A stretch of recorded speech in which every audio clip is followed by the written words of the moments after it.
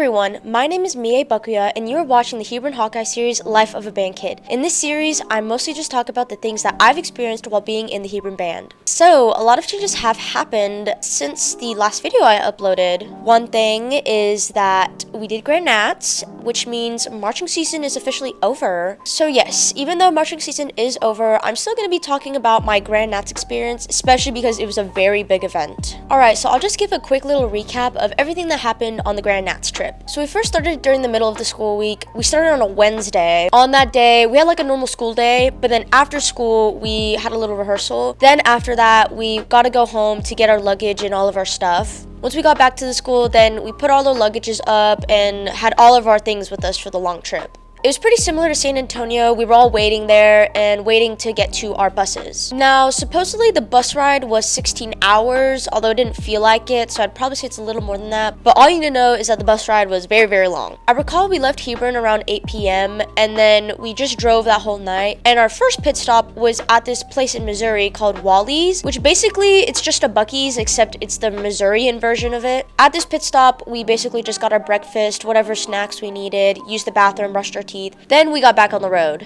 The second pit stop was at the Effingham Event Center, which is where we got catering and we got to eat our lunch there. After that, we drove for a little bit longer and then we had another pit stop. This time it was for a rehearsal and it was at the Grand Park Sports Complex. We had rehearsal and then after that, we got back on the bus and finally got to the hotels. Now, the hotel situation was a little bit complicated as we had to stay at two different hotels. One of them was the Westin Hotel and the other one was the Marriott. We had to stay at these two hotels because they were both connected to the Indiana Convention Center. And the Indiana Convention Center was basically connected to where all the band events were going to take place. So I was one of the students that stayed at the Marriott. The inconvenience with that was that every time we had breakfast or lunch or dinner, it would always be at the Westin Hotel, meaning that I would have to sleep and stay at the Marriott Hotel. But every time I had to go get breakfast or go pick up something at the Westin, I would have to take about a 10-minute walk. Other than that, the hotel situation was pretty nice. They were very nice, a lot nicer than San Antonio. When we got to the hotels, this is where we finally got to get sleep after being on a bus for so long. And we had to rest well because the next day was prelims. So the second day was where we had to perform for prelims. We had prelims pretty early, so what we did was we woke up, had breakfast, then suddenly we had to go back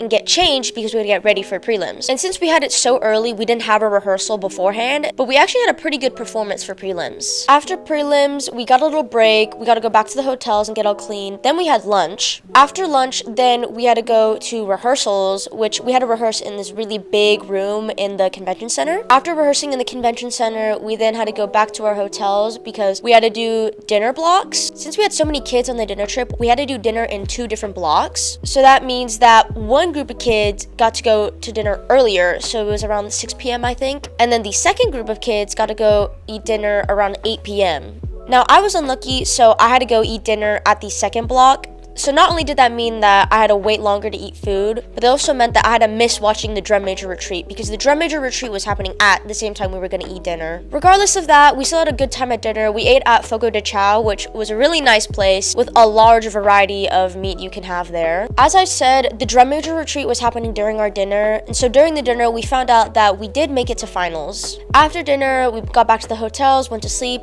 and the third day was the final day. This was the day where we had to perform semifinals and finals, as this was the very last event for Grand Nats. So the last day was a very hectic day because we first had to eat breakfast quickly and then get changed because we had to perform for semifinals pretty early on. After our semifinals performance, we got to change out of our uniforms and then we had to go back to our hotels because we were going to go check out.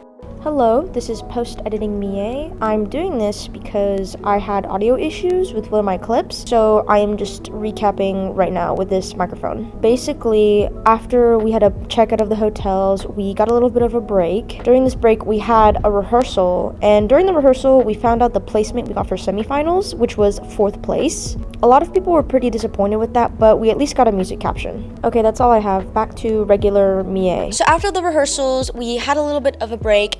Then it was time for the finals performance. So we were one of the very last bands to perform for finals, so we had to wait a very long time. But once it was time to go, we were all very locked in. We went through all the normal procedures as we normally do. We went to warm-up block. It was during this time again where I wasn't feeling quite right. I don't know if it was nerves or what, but I just know that I wasn't feeling great while we were warming up. But during that moment, I knew that this was going to be the very last time I was ever going to march on a field. So I put all of that aside and just decided to suck it up and went on the field and performed as much as I could. So I'd say that our finals performance was pretty solid. I'd say it was pretty good, especially when you compare it to semifinals and prelims. But after this finals performance and we got off the field, there were a lot of seniors that were crying and very emotional. And honestly, I don't blame them, especially because this year I've made a lot of great memories when we were marching Monomyth, which is this year's show. After we were getting off the field and, we were all having a little emotional moment,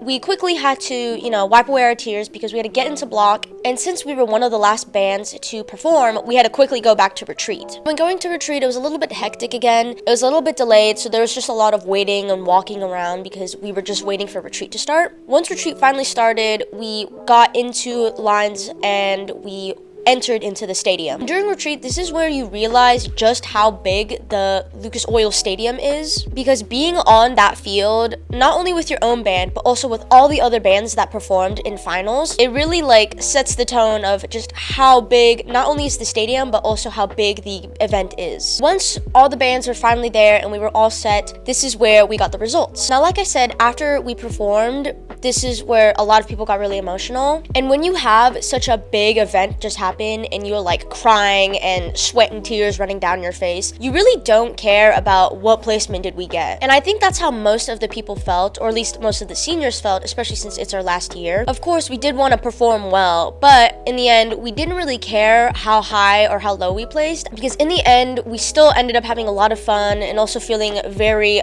proud of how we did. Anyways, when we got results, we ended up getting 3rd place with a music caption. Side note, for some reason, the Hebron Band has had a winning streak of always getting 3rd place at Grand Nats. I'm not sure why that always happens, but honestly, I could care less because, I'm a senior, I'm never gonna march again, so why would that bother me? So despite getting 3rd place, I still feel like the Hebron Band plays pretty well. Also, just a little confession, but I have never really cared about marching season, at least not as much as concert season. So every time we get a 3rd place placement or 2nd place, I never really cared, just because marching season, while it's fun, it's not a huge priority to me. And I've said it before and I'll say it again, your happiness should not rely on what placement you get. As long as you feel proud about your own work and how you did, it should not matter what score a judge gives you. Anyways, we heard the results, all that stuff, and at retreat, this is where you get to meet other schools and other bands, and this is also the opportunity to do trades. So if you didn't know, during retreat, not only do you get to talk with other kids, but you also get to trade items. A lot of the time, it's usually you just trade one of your gloves, like the gloves you wear, or